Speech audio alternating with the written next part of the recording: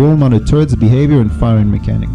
This was more complex than it first seemed, as the turret had to perform several distance and visibility assessments, in addition to a physics test to check for nearby explosives and other destructibles.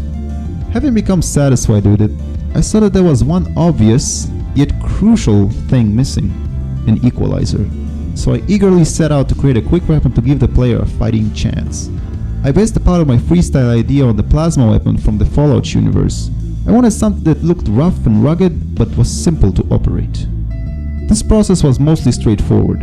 I created a detail mesh, then its render counterpart with UVs and proper smoothing groups, after which I baked and textured the thing. Once I had a weapon and an enemy wrapped up, I plunged even deeper into level design and commenced to work on novel prototype areas that the player could visit.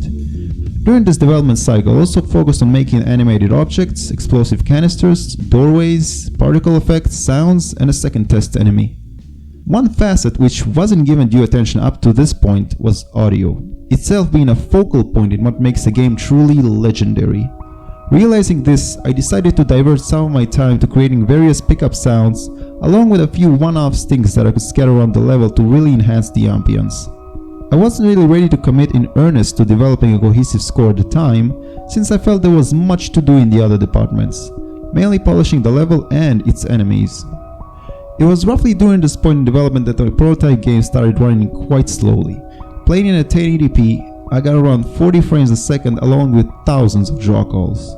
Now, while this might seem somewhat okay, it was far from it, since my computer and graphics card are overall well above average.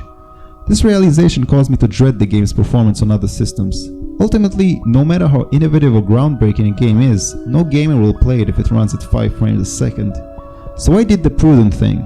I ran Unity's built-in profiler while playing the game to gain a solid understanding what was hindering and bogging down my performance.